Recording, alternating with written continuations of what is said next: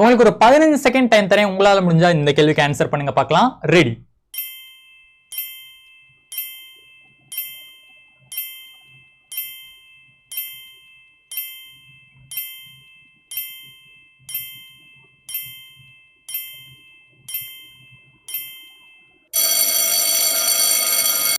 பார்க்கலாமா? So first numbers என்னன்னு கண்டுபிடிச்சிருவோம் வாங்க.